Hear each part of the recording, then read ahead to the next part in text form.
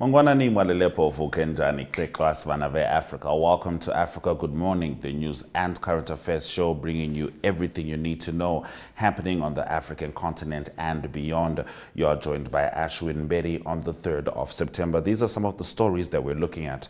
Transport Department appoints French company to roll out driver's license smart cards in South Africa. Nigeria charges protesters with treason and inciting military. Kenya extradites man wanted for murder in the U.S. Follow all our programs on oneup2.com, DSTV 285, GoTV 25 in Namibia. We'll also be looking to get the news stories from Zambia from Mike Sichula. Top stories after the break. Entries are now open for the second round of Republicane's Bridal Couple of the Year competition. Couples married between 1 June and 31 August have until 30 September of this year to enter the second round of the competition. Another one of the top 10 couples will be chosen from this pool to participate in the final taking place in May 2025. To better your chance of reaching the final, enter now.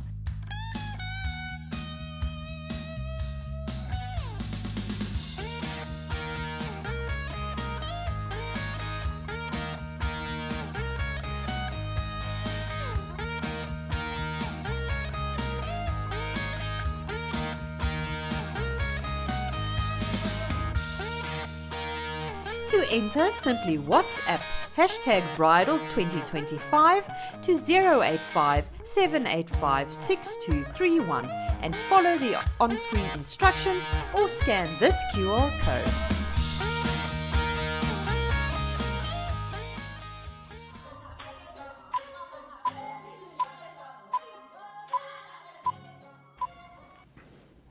Let's get into our top stories.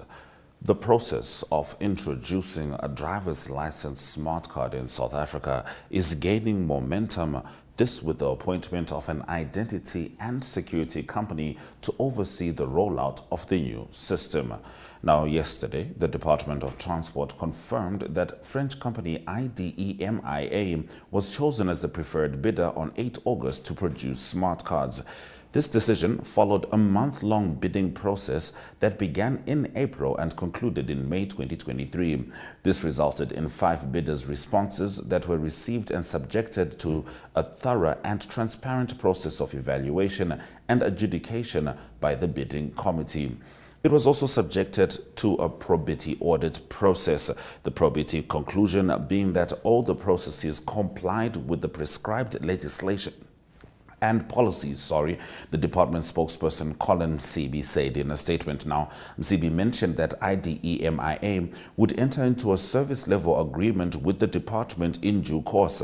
Thereafter, the service provider will start implementing the necessary infrastructure and systems for the smart cards, which will adhere to international driving license standards. Now, the new license card will incorporate new security features, which are aimed at eliminating the ever-increasing risks of fraudulent and counterfeit driving licenses, the spokesperson continued. Now, the new government's cabinet approved the department's proposal to produce as well as to roll out the new smart cards last Friday. In April, former Transport Minister Sindiswe Chikunga announced that the department would procure a new driver's license printing machine from France. Now, in our next story, Nigeria charged 10 people with treason and conspiring to incite the military to mutiny following last month's nationwide demonstrations that saw thousands take to the streets to protest against a cost of living crisis. Now, the protests were met with a deadly crackdown by security forces, and Amnesty International said at least 13 people were killed. Security forces denied using lethal force. The 10 men were arraigned in the Abuja Federal High Court and entered a not guilty plea. They face the death penalty if convicted, human rights lawyer Inibehe Efyong said. Now, state prosecutors said in court papers seen by Reuters that the protesters intended to destabilize Nigeria and conspired together to commit felony to wit treason. Now, prosecutors also laid 5 other charges against the accused under the country's penal code, including inciting the military to mutiny, burning government buildings, and disturbing public peace. Lawyers for the protesters sought their release on bail, which was opposed by the state. Now, the court will make a ruling on September 11 when their trial is expected to begin. The United States Embassy in Uganda issued a security alert warning American citizens of an increased risk of terrorist attacks in Kampala. The advisory, based on the unconfirmed reports, urges U.S. nationals to exercise a heightened caution, particularly in public areas such as shopping malls, schools, and locations frequented by tourists. Now, in light of the alert, Uganda police have called for increased vigilance among the general public, emphasizing that they are taking the threats seriously. Police spokesperson Kituma Rusoke assured the public that security forces are on high alert and prepared to respond to any potential threats. Police have called upon everyone to take responsibility for their safety, especially when it comes to securing private properties. The U.S. Embassy's alert also recommends that American citizens in Uganda keep a low profile, remain aware of their surroundings, and enroll in the Smart Traveler Enrollment Program to receive timely updates and assistance in case of an emergency. The embassy has not released specific details about the nature of the threat, but highlights the importance of remaining vigilant. Now, a Kenyan man wanted in Massachusetts, USA, to face murder charges has been extradited nearly a year after he fled the United States. Authorities said Kevin Adama Kinyanjui Kangete is wanted for allegedly killing his girlfriend Margaret Mbitu, whose body was found in a car at Logan International Airport in Boston on 31 October. Kangete left Kenya's capital Nairobi on Sunday and is set to face murder charges at Suffolk Superior Court in Boston today. Now, Kenyan Director of the Public Prosecutions, Rensen Ngonga, said, "I wish to reiterate my commitment and support whenever needed to the United States of America, and in particular the prosecution team as they proceed with the next phase of the case," Ngonga said yesterday. Now, the prosecution said that the extradition order had earlier been issued by the court in July. Kangete, who has renounced his U.S. citizenship, was involved in a dramatic escape from a police cell after his Kenyan lawyer visited him in January. Disciplinary action was taken against the 4 police officers who were on duty when he escaped. He was rearrested a week later, and his extradition case continued. Now, in the last of our top stories, Mozambique's President Filipe Nyusi has said that the country has a strong infrastructure with potential for cooperation with China, praising the Asian country's social and economic development model.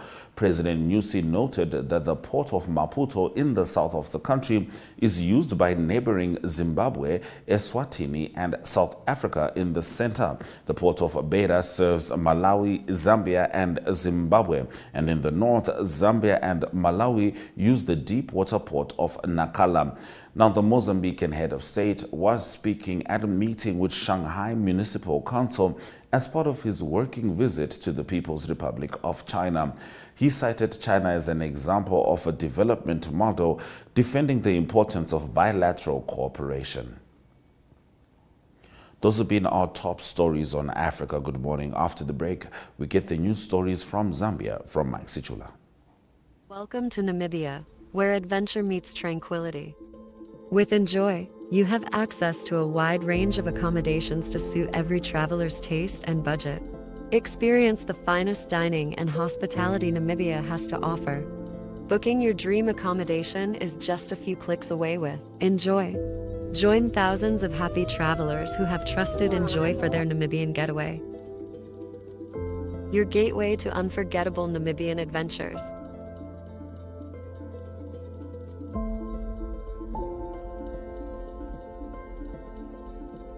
Visit us today at enjoy.my.na.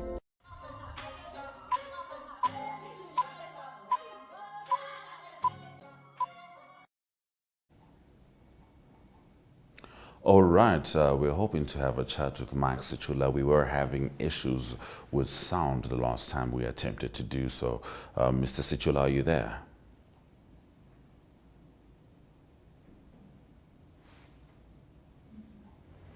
Yes, unfortunately, we can't get the sound through from Mr. Mike Sichula, so we're going to have to get into his stories, which fortunately he has already delivered to us. Now, these are the stories, of course, stemming from Zambia. Chief Government spokesperson Cornelius Mwetwa says it was expected that Zambia would respond to Special Rapporteur's allegations within 60 days before making allegations public. Now, this is about the government in Zambia lodging a formal complaint to the United Nations over a report highlighting human rights abuses in the country. Now, Mr. Mwetwa says this is a standard procedure that has been followed over the years. He says government is in possession of correspondence addressed to the Minister of Foreign Affairs and International Cooperation from the Special Rapporteurs. Mr. Mwetwa told ZNBC News that the Zambian government finds it disturbing that the Special Rapporteurs issued a media statement without following the laid-down procedure of an opportunity to clear the statement before being released. Now, as you know, Zambia has been struggling with power shortages rather. Now, power utility firm ZESCO is installing diesel generators in public markets amidst power rationing in order to boost economic activities in trading places. ZESCO has started identifying additional markets where diesel generators will be installed to ensure small businesses have access to electricity during official working hours. ZESCO spokesperson Matongo Maumbi says the initiative will expand on existing connections that have been done at Chilenje, Nyumbanyanga, and Soweto markets. Now, as we know, several African heads of state are in China, and these are the highlights from President Hakainde Hichilema's visit. He is joining other African heads of states to attend the 9th Forum on China-Africa Cooperation Summit being hosted by the President of the People's Republic of China, Xi Jinping. Now, the theme for this year's summit is joining forces to promote modernization and build a high-level China-Africa community of a shared future. President Hichilema on Sunday toured the renowned Chinese Agriculture Laboratory, the Western Research Institute of Chinese Academy of Agriculture Sciences in Urumqi, Xinjiang Uyghur Autonomous Region. The visit to the Agricultural Academy is in line with President Hichilema's vision to industrialize the agriculture sector through modernization. The president will also hold bilateral meetings with officials of the Xinjiang Uyghur Autonomous Region on how best Zambia can learn from China on issues of increased agricultural production in view of climate change. And with regards to sports, Zambia will take part in the 2024 Region 5 Gymnastics Championship, which are slated for Zimbabwe. The championships, which are to be held in December this year, will attract all Southern African countries, with Zambia making a historical international appearance since the sport was introduced locally. And Bliss Gymnastics and Ballet Academy head coach Sibongile Kasaro says the invitation is a huge boost in growing and exposing the sport in Zambia. Kasaro says the second annual Zambia National Gymnastics Competition was held to select a national team. Kasaro says the event was a success as a number of kids from across the country turned up, while other participants from Zimbabwe and Tanzania also took part in the event. Very wonderful to see. Those are the stories from Mike Sichula. We certainly hope he'll be able to cross over successfully during the week so he can deliver his stories himself. This is Still Africa. Good morning. Let's have a look at the weather predictions before we continue into economic news.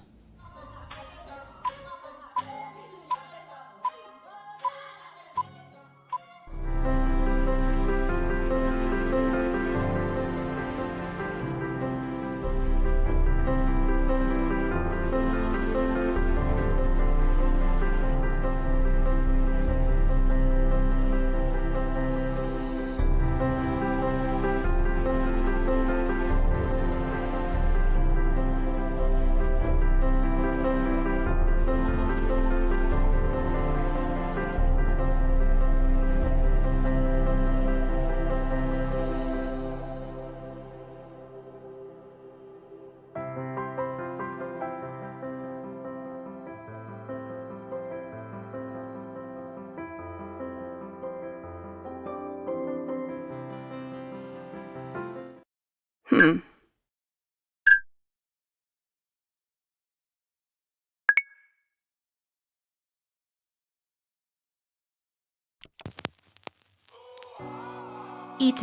your online ticket solution for events and event marketing, bringing you ease of mind and making sure that your event gets out there.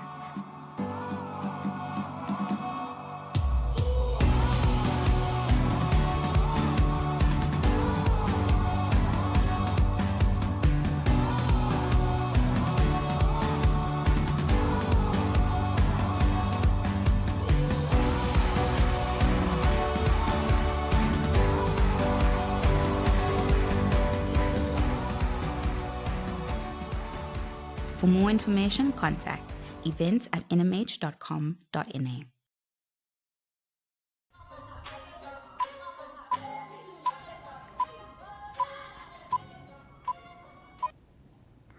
Indonesia is set to finalize business agreements worth $3.5 billion with several African countries during the second Indonesia-Africa Forum, currently being held on the resort island of Bali.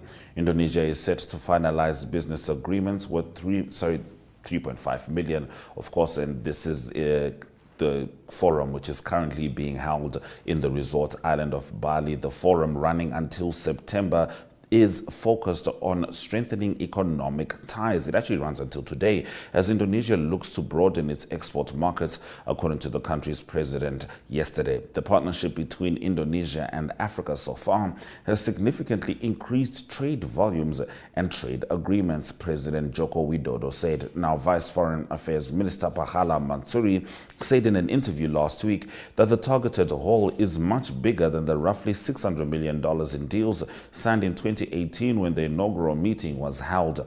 At the event, several memorandums of understanding are expected to be signed, including a geothermal project between Indonesia's state power utility Perusahaan Listrik Negara and Tanzania Electric Supply Company, as well as a partnership between Indonesian pharmaceutical firm Biopharma and Ghana's Atlantic Life Sciences Limited, Reuters reported. Now, Nigeria's Dangote oil refinery has begun processing gasoline after delays caused by recent crude shortages, an executive said yesterday. The $20 billion U.S. refinery on the outskirts of Lagos, built by Nigerian billionaire Aliko Dangote, began operations in January with output of products including the naphtha and jet fuel, with a capacity of 650,000 barrels per day. Africa's largest refinery promises to ease oil producer Nigeria's costly reliance on imported oil products. We are testing the product, gasoline, and subsequently it will start flowing into the product tanks, said Deva Kumar Edwin, a vice president at Dangote Industries Limited. He did not say exactly when the gasoline would hit the local market. Edwin said state oil firm NNPC Limited, Nigeria's sole importer of gasoline, would buy its gasoline exclusively. Let's head over to the economic indicators just before Ari brings us the sport.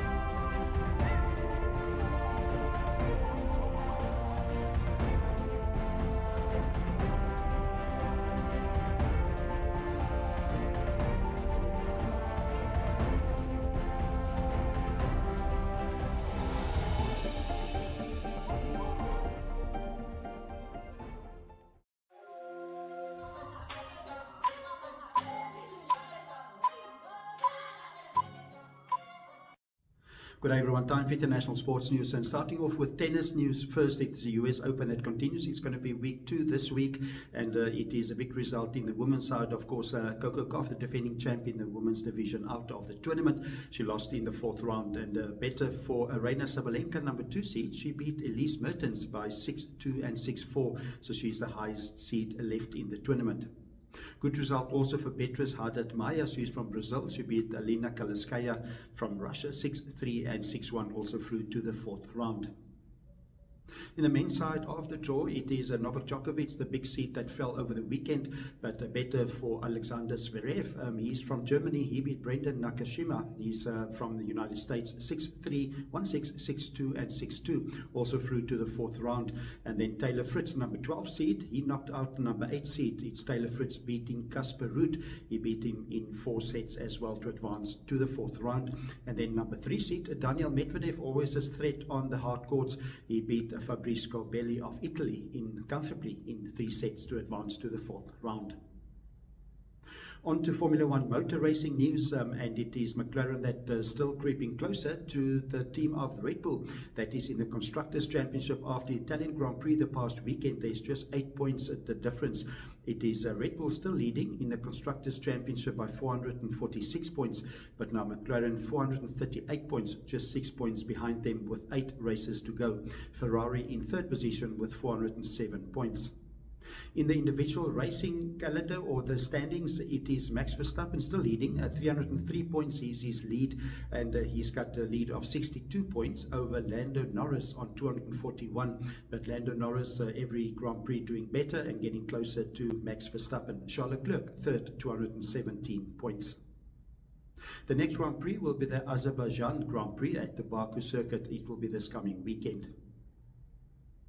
On to Paralympic news, and good news for South Africa. Their first gold medal, or their first medal was a gold medal. It was Mpumelelo Mashlangu. He won gold in the T44 100 meters. A great performance by him. He's 30 years old and also the world record holder. So the first gold for South Africa in the Paralympics in Paris.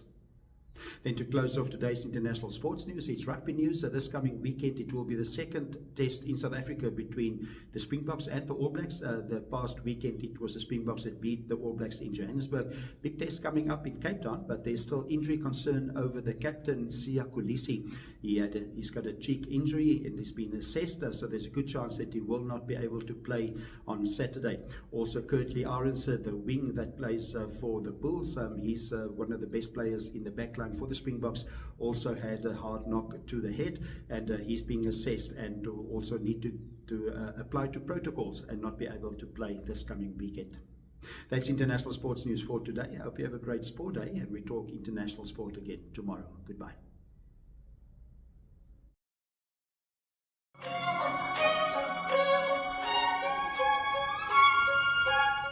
Thank you for staying with Africa Good Morning throughout the broadcast. Let's have a look at the highlights. Transport Department appoints French company to roll out driver's license smart cards in South Africa. Nigeria charges protesters with treason, inciting military. And Indonesia targets $3.5 billion in deals at Africa Summit.